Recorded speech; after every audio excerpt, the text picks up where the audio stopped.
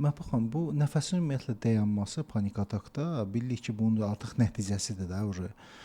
Amma panik atakın özünə baxsaq, bu psixoloji gələn bir məsələdir də. Bəli. İnsanda psixoloji yaranan bir məsələdir ki, hansı ki gəlir. Ümumiyyətlə bu niyə yaranır ki, yəni insanda niyə yaranmalıdır ki, belə şey? İnsanın gündəlik yaşadığı həyatı, insanın keçirdiyi gərginliyi. Yəni sırf insanın gündəlik həyatı axşam onu panik halında bədəndən çıxartmalıdır. Belə deyim də, yəni gedib istirahət eləməlisən, stresi atmalısan. Stresini atmalıdır, bədən istirahət götürməlidir. Ümumiyyətlə panik yaşayan insanlardan soruşsaz, panik atak, onlar həmişə deyir ki, panik atak axşam gəlir. Hə, adətən belə vaxtlar Hamı bizdə deyir ki, uşaqlarda axşam da gəlir. var, hə. Yəni hamı deyir axşam gəlir. Axşam gəlməyinin səbəbi gündəlik səhərdən axşama kimi yaşadığı gərginlikdir. Stressdir, gərginlikdir. Axşam o bədən deməli, bu panik yaşayanda o enerji bədənə yığılır. Bədəndən çıxardanda o onu panik şəklində bədəndən çıxardır. Panik yaşayanda yox. Elə bir necə deyim? Yəni ki, səhərdən axşama kimi insanın yaşadığı həyat, gərginliyi, stresi, enerjisi bədənə toparlanır. Amma insan panik atak xəstəsidir, düzdür? Bəli. Axşam olanda panik bunda yaranır və panik atak şəklində bədəndən həmin gərginlik çıxartmalıdır o. Və o panik atakı da ona görə yaşayır. Amma bunu yaşamamaqdan ötürü, məsələn, mən həmin pasiyentlərə nəfəslər başa salıram. Gün ərzində səhər tezdən durdum, bu nəfəsi yerinə yetir. Ya, onun ayrı prosedurları var da. Prosedurları var, standart nəfəs texnikaları var ki, onu hamı eləyə bilər. Çox rahat.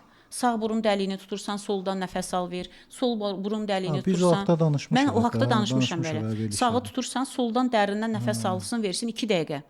Sol burun dəliyini tutursan, deməli sağı tutur, soldan dərindən nəfəs alır, verir 2 dəqiqə. Sonra sol burun dəliyini tutur, sağdan dərindən nəfəs alır, verir 2 dəqiqə. Sağı tutur, soldan nəfəs alır, solu tutur, sağdan nəfəsi verir. Nəfəs alanda qarnı önə doğru yumşaq şəkildə şişirdir, nəfəsi verəndə qarnı içəriyə doğru çəkir. Yəni bunu 2 dəqiqə, 2 dəqiqə, 3-cü nəfəs 3 dəqiqə. 7 dəqiqə bunu gün ərzində yerinə yetirsinlər. Səhər tezdən duranda. Həm beyni açır, beyni aydınlaşdırır, zehində yorğunluğu aradan qaldırır və zehində olan qorxunu götürür. Panik atak yaranma səbəbi nədir? Qorxular.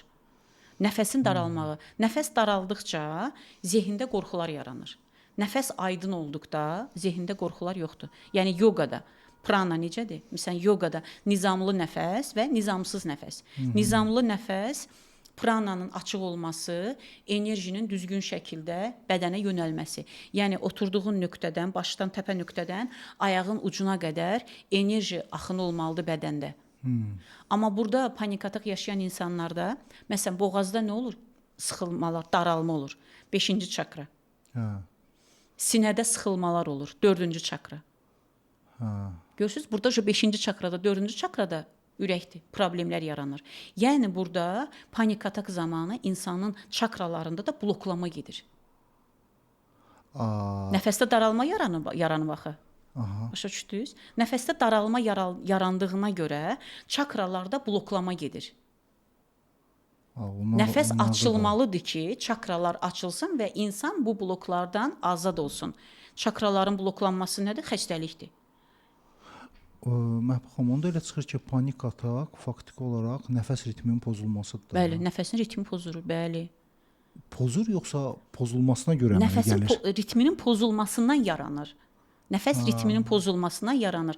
Əgər bizim nəfəsimiz həmişə ritmdədirsə, bizim nəfəsimiz nizamdadırsa, mən hər çəkilişdə də bunu deyirəm. Bizdə heç bir problem yoxdur, bizdə xəstəlik yoxdur. Nəfəsimiz pozulanda, nəfəsimizdə daralma yarananda, tənginəfəslik yarananda bizdə başlayır xəstəliyin buketi yaranmağa.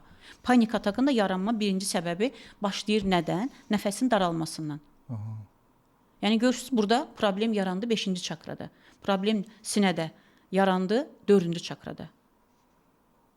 Yəni sırf bunlar hamısı yoga elmində də tam aydın şəkildə, yəni həm təsdiqini tapıb, həm tam aydın şəkildə də, yəni hissə-hissə bizə başa salınır, yəni yazılır.